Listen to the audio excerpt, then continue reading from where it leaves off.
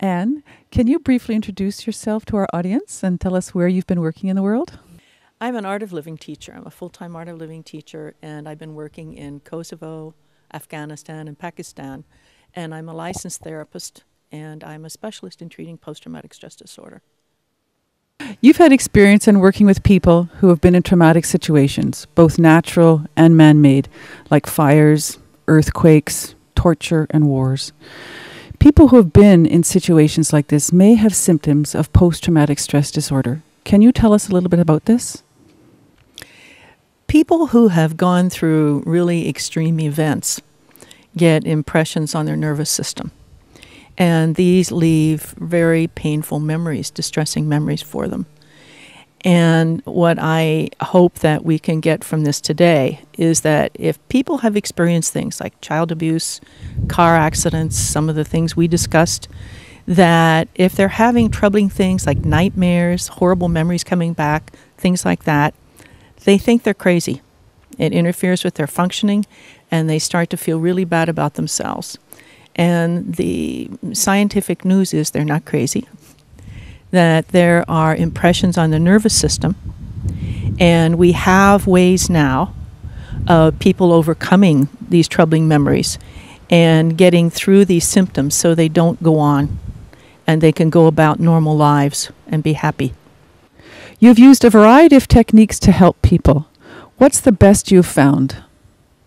The best thing I've found to help people overcome these is the Sudarshan Kriya and the other Art of Living techniques that are contained in the Art of Living courses. When people have symptoms of post-traumatic stress disorder and depression, specifically some electrical activity in the brain is lower than normal, alpha and beta wave. Now that means the person is restless, fidgety, but also that they're not so aware. And when people do the Sudarshan Kriya, and we have special courses for people with depression and post-traumatic stress disorder, alpha and beta wave activity go way up above normal. We have some measures on research of this, and we have measures of what the brain looks like from EEGs while people are doing the Sudarshan Kriya. But also we had some people who were teachers who do it often, and we compared them to some doctors who were doing research.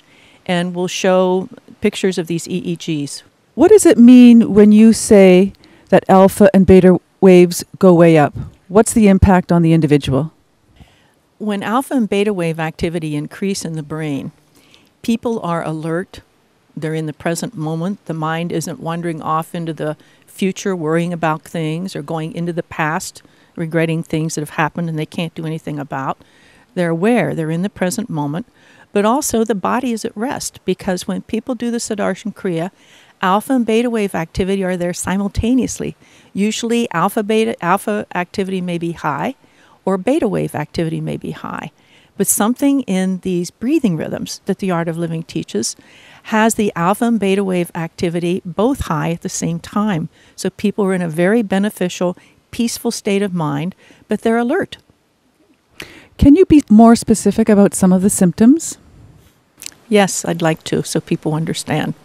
When people are having flashbacks, we think now that trauma memories are stored or stuck in short-term memory.